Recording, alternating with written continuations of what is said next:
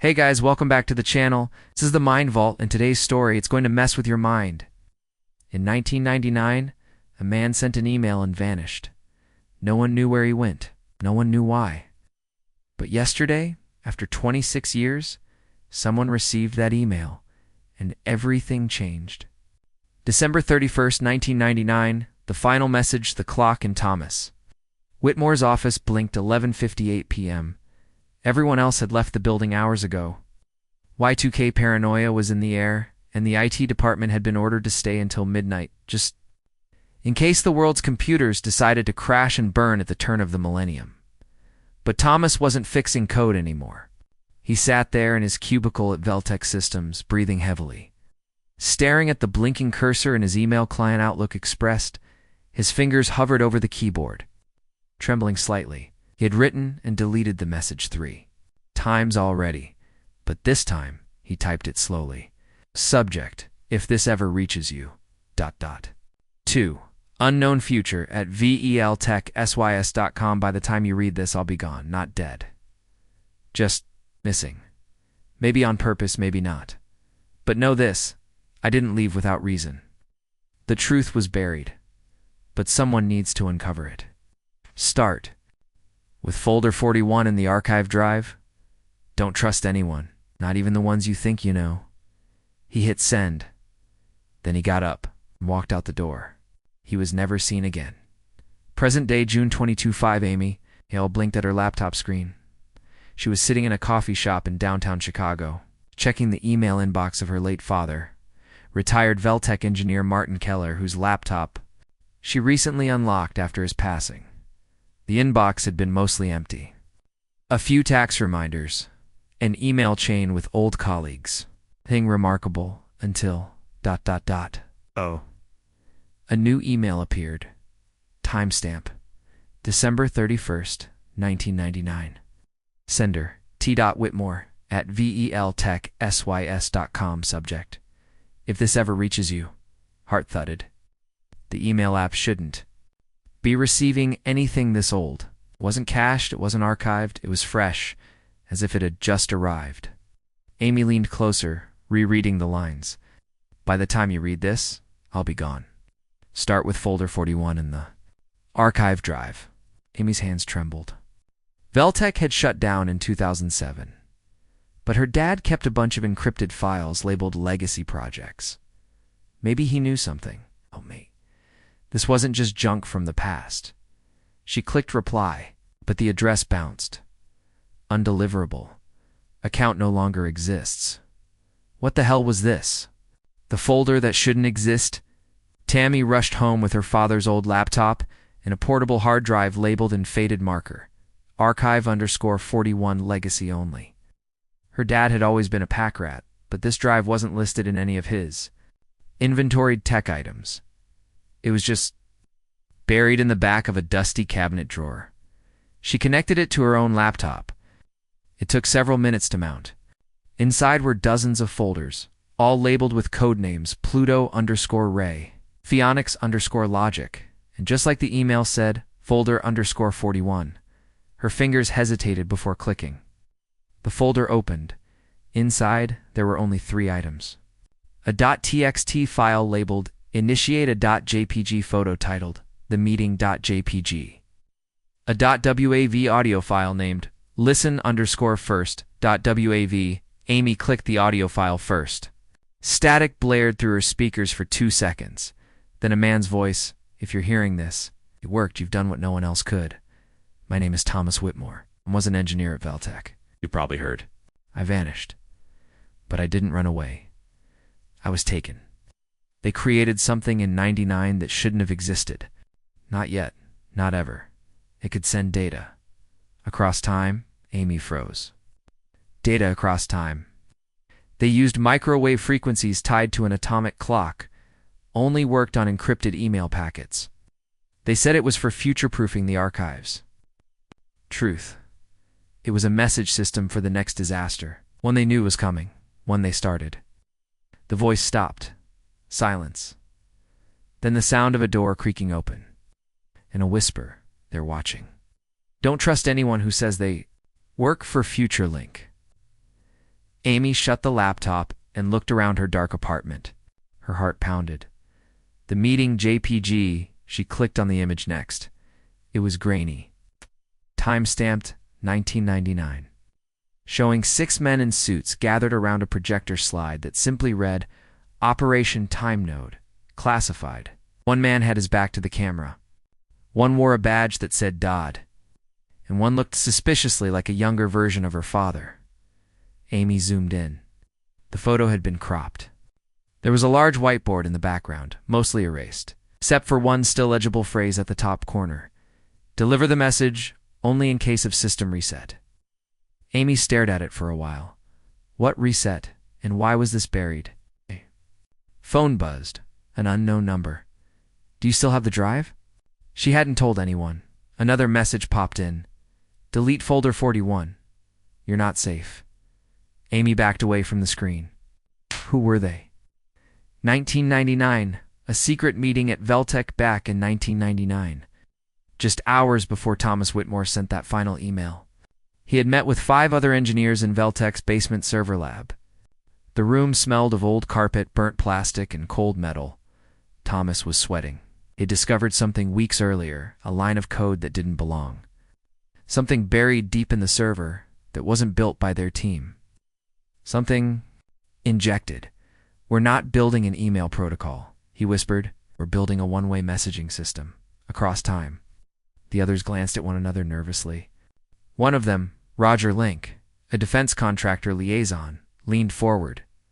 It's above our clearance, Thomas. This is Dodd-funded. We follow protocol. No, Thomas said. No, this thing goes live at midnight. Oh, and if we don't stop it, it'll change history. The system doesn't just send messages forward. It can be used to manipulate futures, to reroute disasters, to warn or deceive. One engineer stood up and quietly walked out. Another nodded at Thomas. Send a message. Just one. Let the future know. Present day, a knock at the door back in 2025. Amy sat frozen. Her coffee had gone cold. The window shades were drawn. Then, knock, knock, knock. Dot. 3. Slow. Deliberate knocks on her apartment door. She tiptoed toward it and looked through the peephole. A man in a gray suit stood outside. No badge, no smile. Just a plain expression and a black earpiece. She didn't open it. Her phone buzzed again. We can help you, Amy. Don't make this harder. She stepped back. How did they know her name? The email, the drive, her location? It wasn't coincidence. Someone had been watching long before she even opened the archive. Another message popped up, this time from a different number. They're lying. Your father tried to stop them in 2001. That's why he left Veltec. Remembered something. A moment from childhood. Her father coming home pale and shaking, whispering to her mother, they're building something dangerous. I buried what I could. It wasn't just paranoia. Amy makes a choice. She powered up the encrypted folder again. There was one file she hadn't opened. Initiate.txt. Inside it read, if you are reading this, the time has come. You must upload this archive to the dead drop listed below. Once it goes public, they can't stop it. Though they'll try. Run. And beneath it, a GPS coordinate. Amy grabbed her bag, yanked the drive out of the laptop, and ran out the back door, just as the knock came again, louder this time. Behind her, the screen of her laptop blinked off. As if remotely disabled, the hidden dead dropamy raced through the empty parking lot behind her building and flagged down a cab. She didn't go home. She didn't go to a friend's. Instead, she keyed in the GPS coordinates into her phone. They pointed to a park on the outskirts of the city, near an old water tower. The drive was silent except for the low hum of city traffic. Her rear view, her phone, her signal, anything that might give her away. But everything stayed quiet until they reached the location. The cab dropped her off near a chain-link fence, partly rusted, partly covered in vines. Beyond it, the abandoned Veltec server campus. She followed the coordinates through a break in the fence and into the overgrown path, leading to a maintenance shed behind the old water tower. It looked empty, but inside, behind a false panel, she found a network terminal. The monitor flickered on with a soft green light, the kind of terminal that shouldn't even exist anymore. A command prompt blinked on screen. Enter passcode. Amy checked the initiate.txt file again. Hidden deep in the file's metadata was one word, EPOCH1999. She typed it in. The terminal blinked. Uploading archive ... 3%... 7%... Suddenly, footsteps outside. A voice from the past just as Amy turned to check the door. A hidden speaker inside. The room crackled. Amy Keller. If you're hearing this, I'm probably long gone. But if you're still alive, you've done it. It was Thomas Whitmore's voice again, not the frightened whisper from the .wav file, but calm, certain. This drive holds the truth. It doesn't just prove what we built, it shows how they used it to manipulate elections, stock markets, even disasters. You're not just uploading data, you're exposing a system that was never supposed to be found. Amy's eyes welled up. She had no idea her father had been part of something so much bigger. He had always protected her, and now she knew why. The upload reached 94%, then 100%. Archive delivered. Small slot opened. On the terminal, spitting out a single printed message. Run. They know. A narrow escape. Amy bolted out the back just as black SUVs pulled into the lot from the front entrance. She scrambled through the woods, climbed a ridge, and ducked beneath fallen trees. Her laptop clutched to her chest, lungs burning, behind her. Men in suits entered the shed. But they were too late. The dead drop was triggered. The files were gone, distributed public. The leak goes viral by dawn. Now the internet was on fire. Someone had mirrored the contents of folder_41 on a decentralized file-sharing platform. Encrypted documents, redacted memos, photos of secret meetings, and audio files, all pointing to a covert project named TimeNode. Reddit threads exploded. X, formerly Twitter, trends included #TimeNodeLeak, #1999 warning, #they knew, .1 clip. Featuring Thomas Whitmore's voice, aired on multiple YouTube channels before it was mysteriously taken down, but it was too late. Screen recordings had already spread. They told us it was for communication, but what they really built was control. News anchors struggled to confirm its authenticity. Former Veltec employees declined interviews. But anonymous insiders began messaging Amy privately, confirming everything. Some even revealed new names. Project Epoch, the 2030 files operation Latchkey whatever had been buried, was just the beginning. The man who logged in later that evening. Amy sat at her kitchen table, shaken, exhausted, but alive. She reopened her father's email inbox one last time, and there it was. A new notification. Thomas Whitmore is now active. Her jaw dropped. She clicked the profile. It was mostly blank. But the banner image showed something strange. A distorted clock face, made of code, fracturing across a black sky.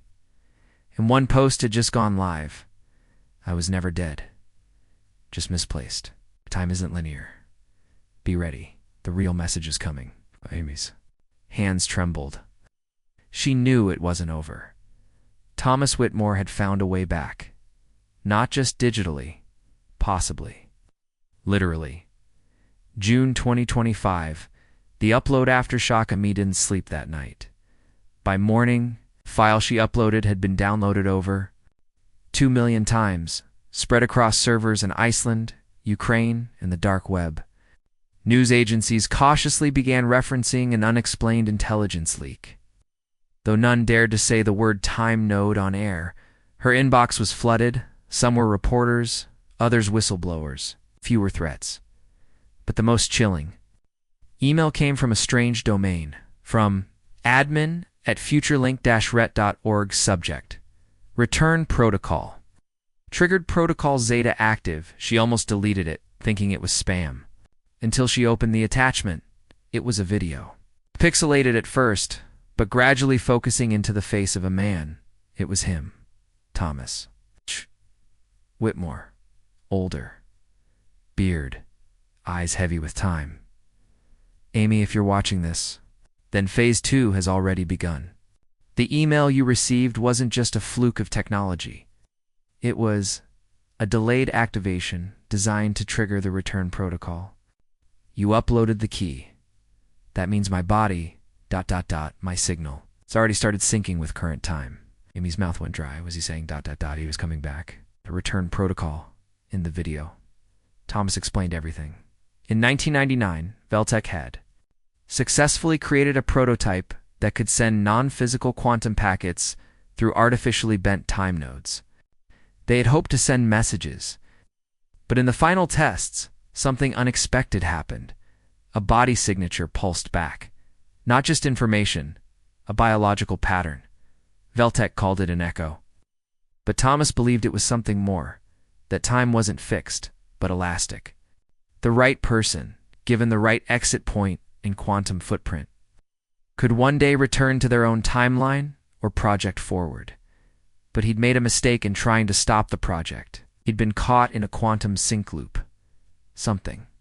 Like a coma across dimensions, not dead, not alive. Frozen in a pocket of disrupted reality, until the email was opened, until someone cared enough.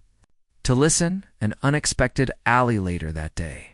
Amy sat reading more files from the archive. Her phone rang from a blocked number. She answered.